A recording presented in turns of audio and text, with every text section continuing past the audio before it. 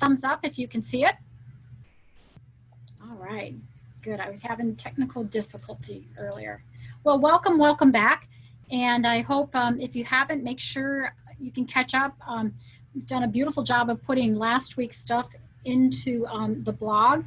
So this first slide is just to remind you that conversations are like the water we swim in. When the water is vibrant and healthy, the fish are swimming and things are good. And when the water gets toxic, the fish get sick. The other reason I like this water scene is fish don't realize they're in water until you pull them out of the water. And you don't realize how much you're in conversations until we ask you to think about how much of your waking life you are in a conversation. So today, the Kickstarters, we're going to take you through the two practices, which is positive framing and generative questions.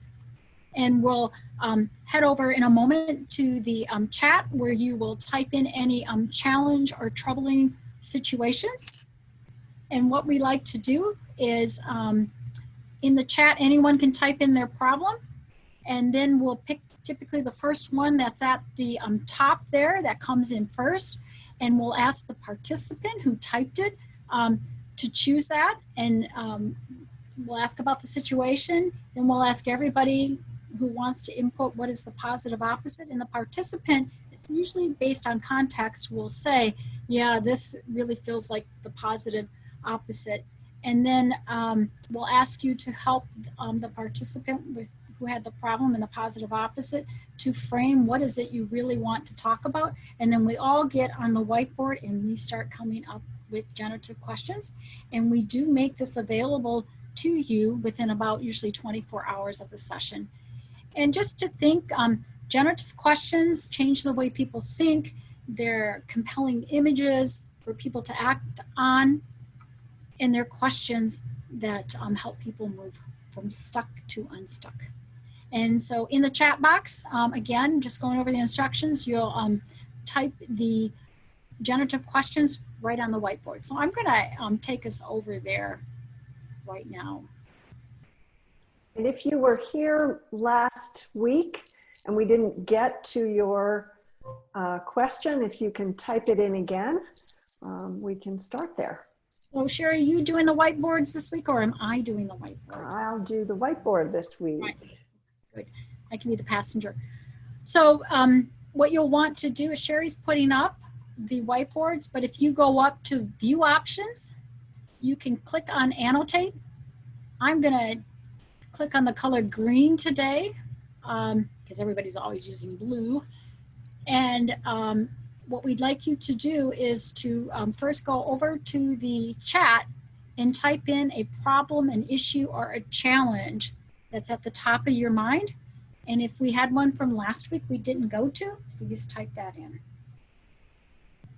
You can take a moment. We've got someone from Brazil today. California, early morning. So if you go over to the chat, everybody came problem-free. Challenge. Marty, dialogue about racism. The conversation tends to be a downer. It depletes energy. Many of us just feel bad and lack empowerment. All right, that's a real powerful topic, I think, to talk about this morning, Marty. So given that that's the challenge is the talk about racism. It's a difficult conversation. What, if you could type into the chat, what would be the positive opposite of a difficult conversation about racism or a bad conversation? And Marty, can you say more about what the problem is? Yes. This is what I just experienced an hour and a half this morning. We had a department meeting where a couple of my colleagues were trying to help us learn more about racism. There's 14 of us in our department. Only 2 are African American, the rest are all Caucasian.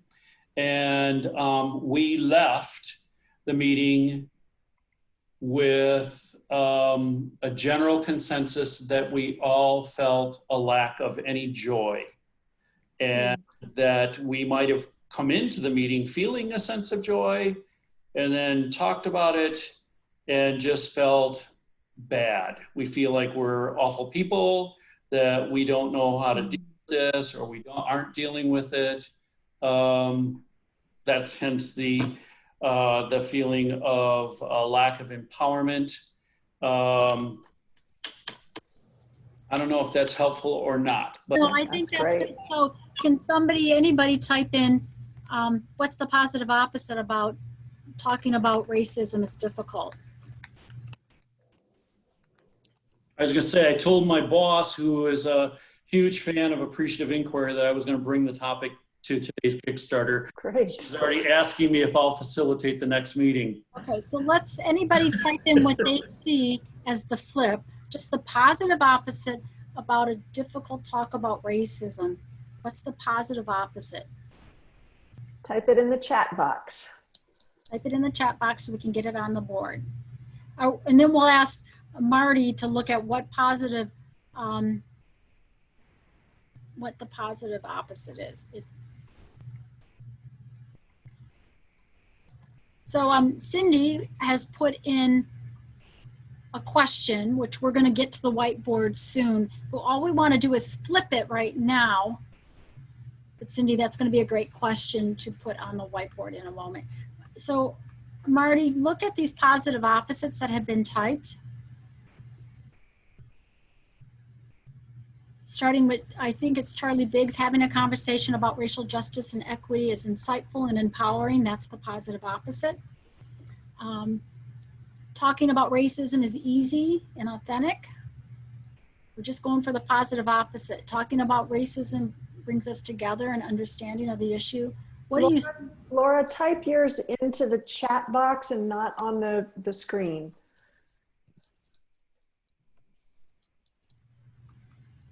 So I like the one about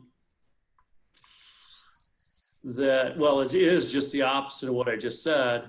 That having a conversation about racial justice and equity is insightful and empowering. I mean, that's the opposite of what I just said.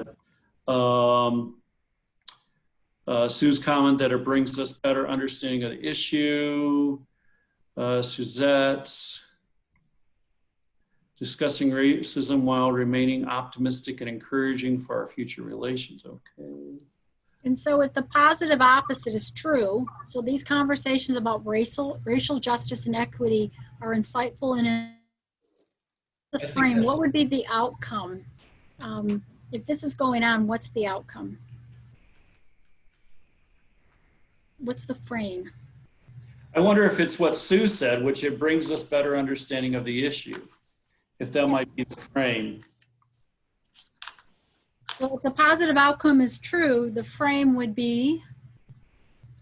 Conversations about race bring us to a better understanding, or bring us to a better understanding collectively. I think I read something about better understanding, new perspectives. Mm-hmm. I also feel like there's a need for this empowerment, or that we feel like we can, you guys use it a lot, that we can move the conversation forward, that we aren't just stuck somewhere. It seems like, we just talk about it and we just get stuck on that, and we don't feel like we can move the conversation forward. There you go, to move the conversation forward. Yeah.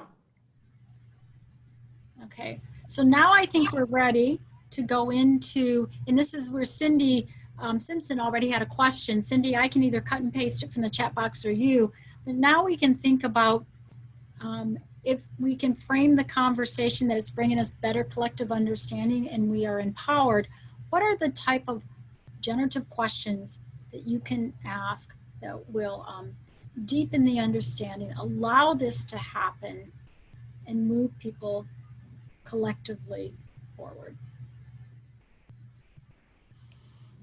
And you can type right onto the whiteboard here. Yes, so you can go up to your view the options go to your annotate, click on text. Cindy, I'm going to cut and paste your question in there for you already, if that's okay. And I'm going to check the chat box. And sometimes if you're not able to move from the chat box to the whiteboard, I will take your questions over for you.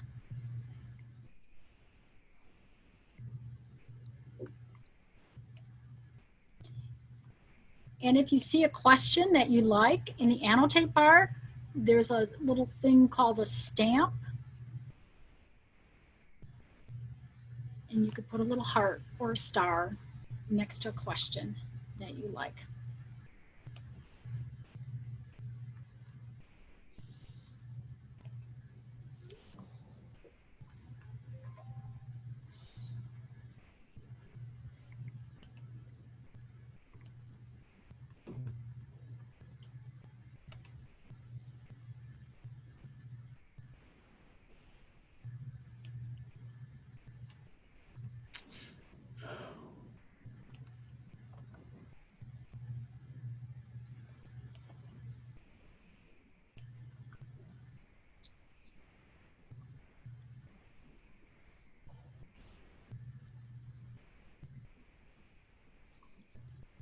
Hi, Selena.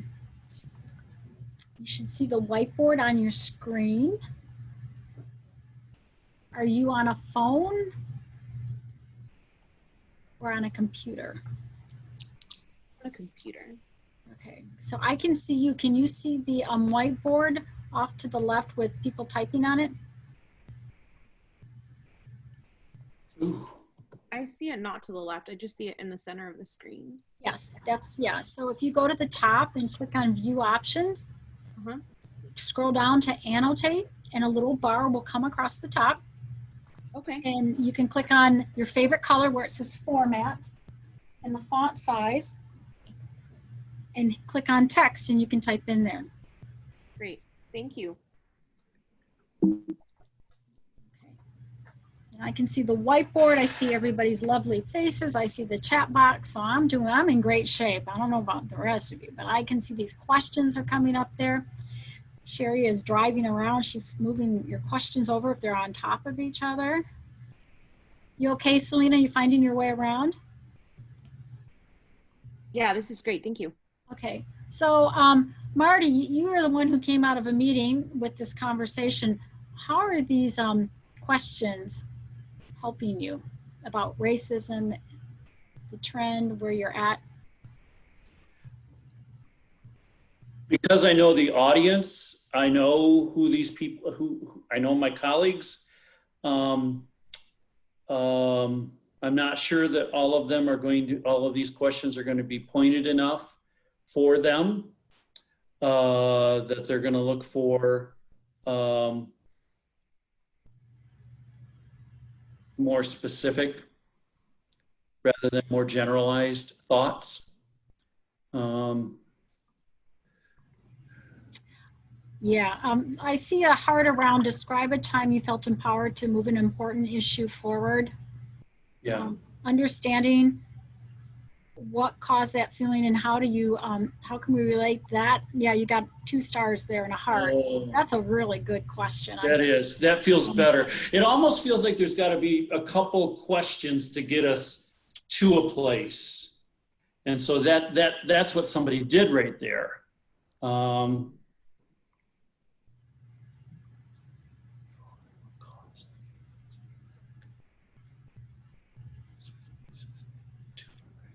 I like the question, what is the most difficult thing about experiencing racial discrimination we should know and understand? So can I ask, that feels like if we're going to talk about the most difficult, it feels like we're not going to, it doesn't sound so appreciative. That's my learning right now. I saw that question earlier and thought, oh, okay, yeah, but do you hear what I'm saying? Yeah, no, and this is a menu of questions, and you need to I think this is a very sensitive subject. You need to think about the challenge, the flip, the frame, and sometimes you'll take these questions, there are a menu of questions, and you'll find one or two questions, and the order is almost important of how you're going to begin to ask them and which ones feel right, and some you may not use from the whiteboard.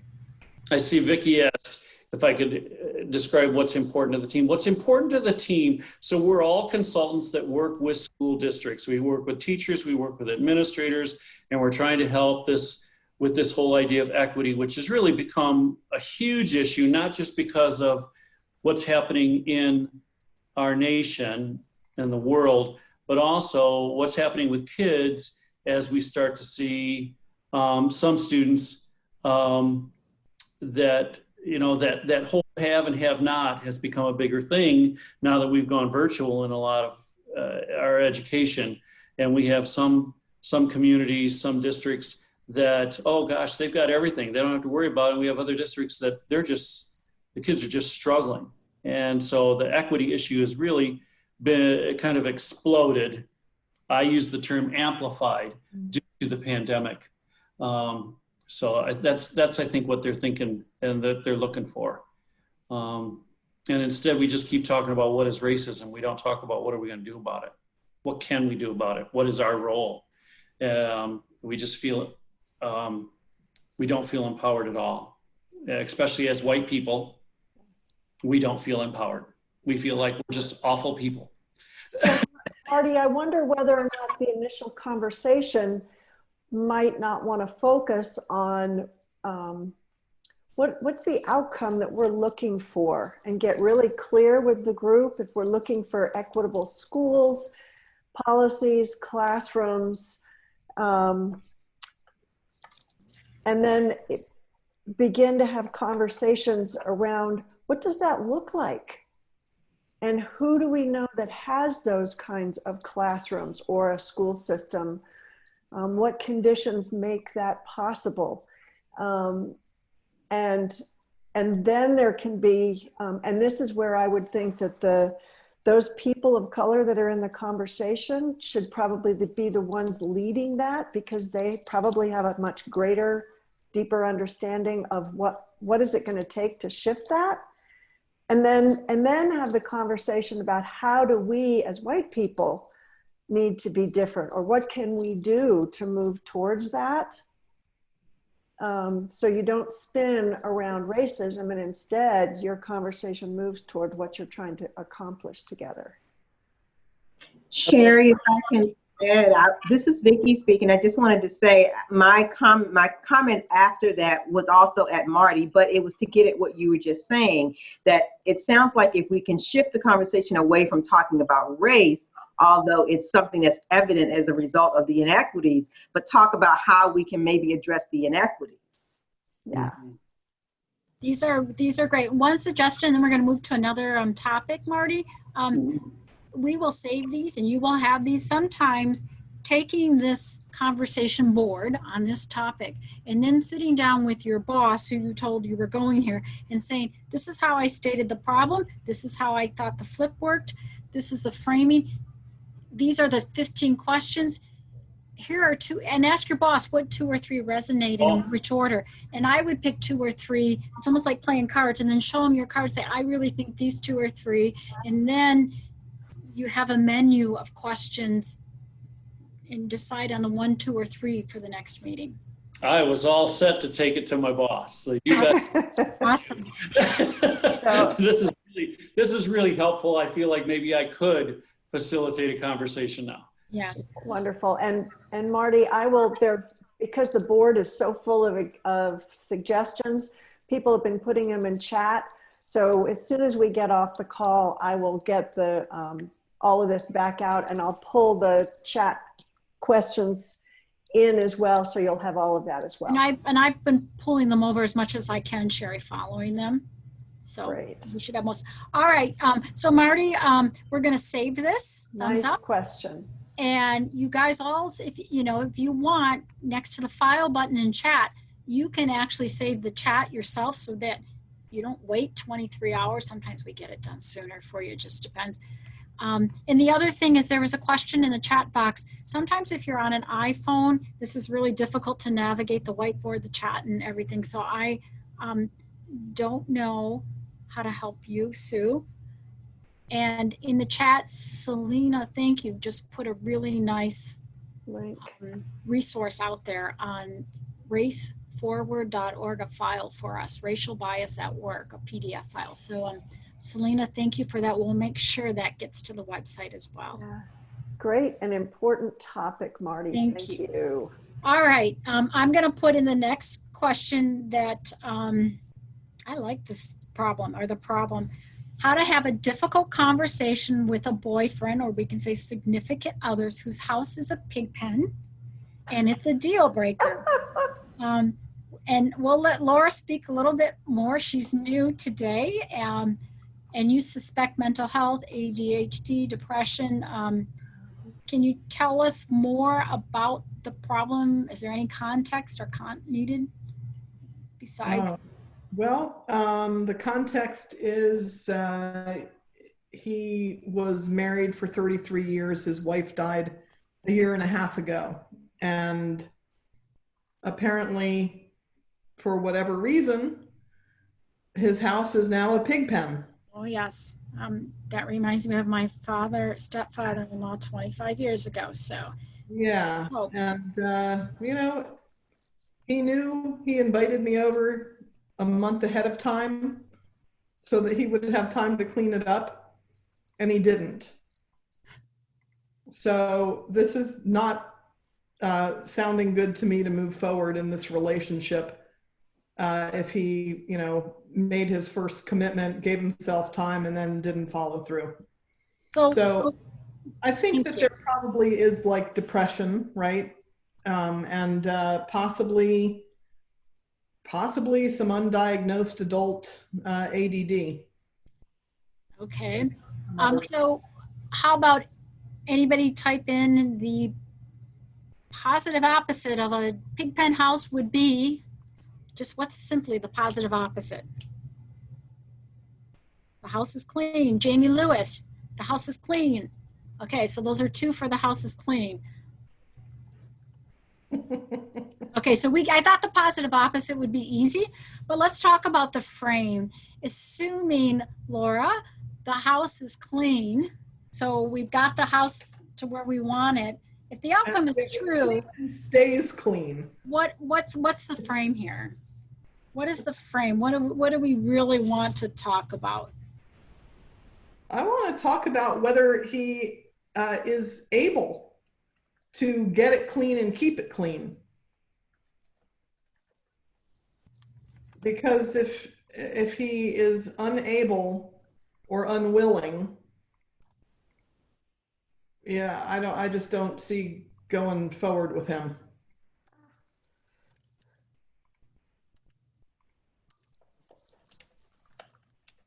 I mean, you know, at my age and at his age, I don't want to be his mother. You know what I mean? Yep.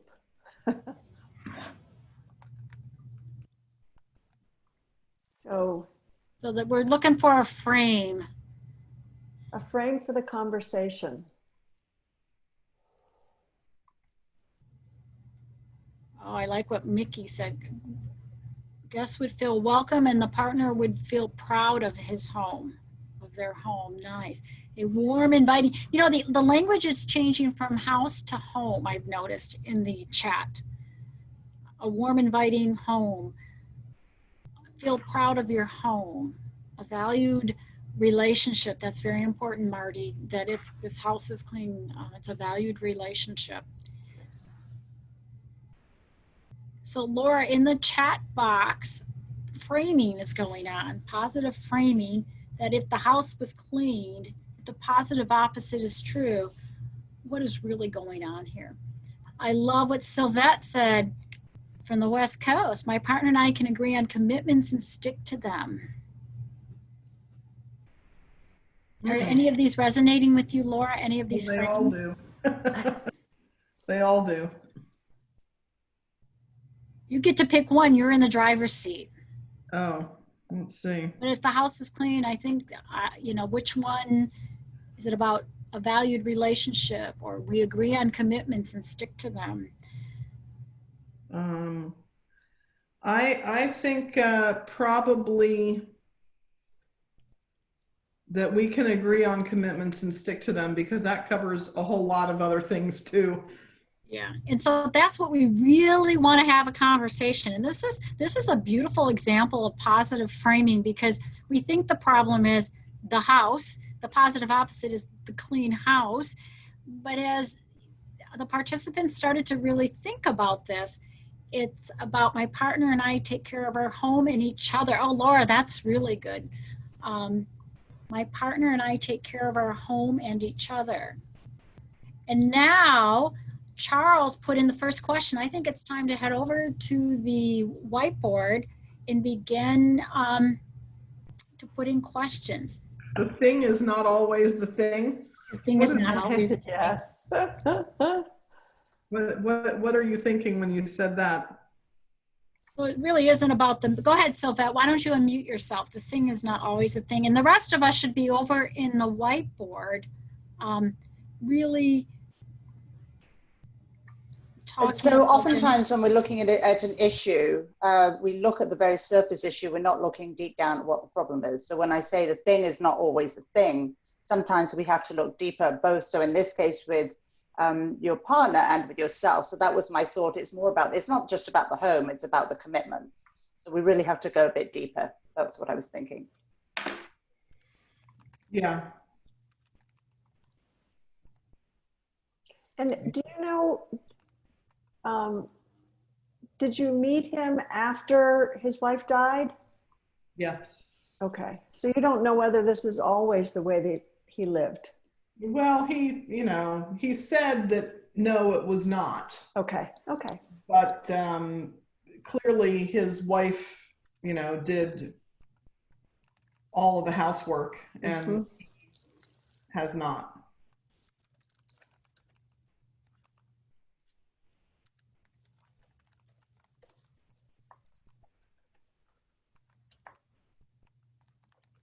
Or any part of this untidy house and commitment to it part of the grief you are experiencing? Yes.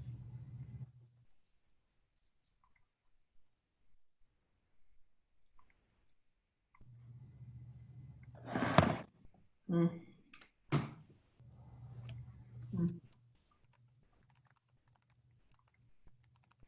Oh, I like that one. Are you comfortable with your living environment?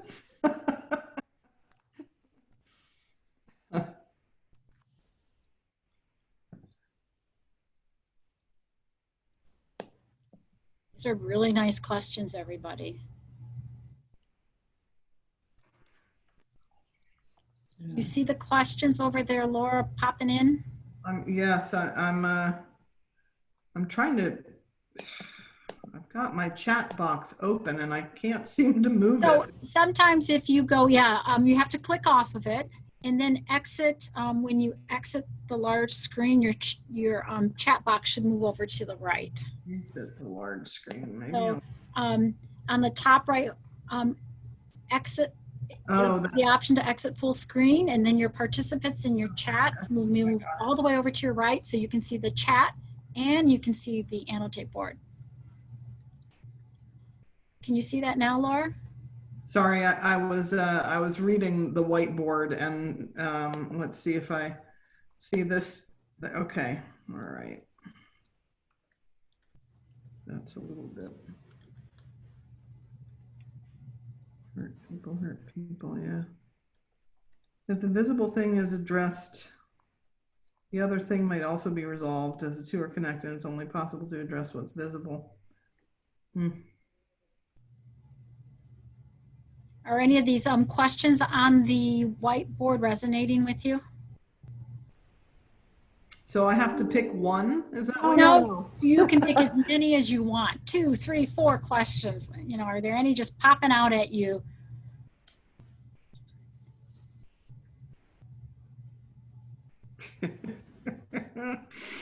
Yeah, the one that says I'm enjoying my relationship with you and the living conditions are a deal breaker. That's it.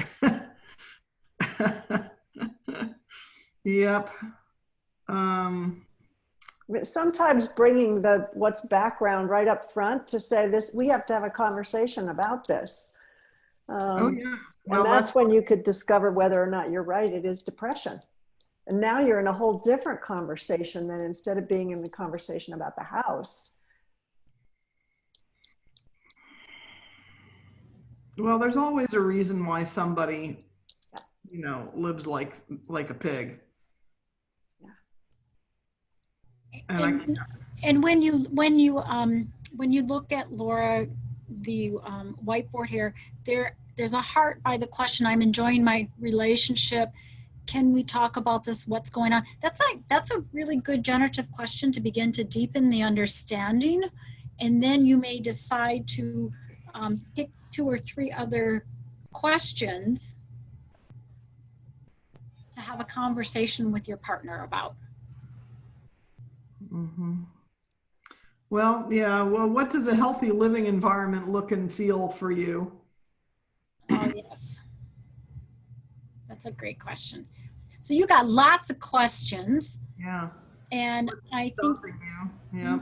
prioritize them from trying to deepen the understanding, which generative questions do, to really having a conversation worth having about commitments and sticking to them, which to me, a natural outcome would be the house is going to feel great for both of you at some, or it'll become a home at some point. Yeah, I definitely, I mean, I think this is the tip of the iceberg, right? Yes. Right. The thing is not the thing. Right. The house being a pig pen is symptomatic of some deeper stuff. And, ugh. Yeah. All right. Great. I was hoping, what's the bottom one? I was hoping to take our relationship to the next level. Let me Where move that up a bit. our relationship going? Oh, yeah. And what would you like my help with? That's really good. Yeah. That's really good. I like that one.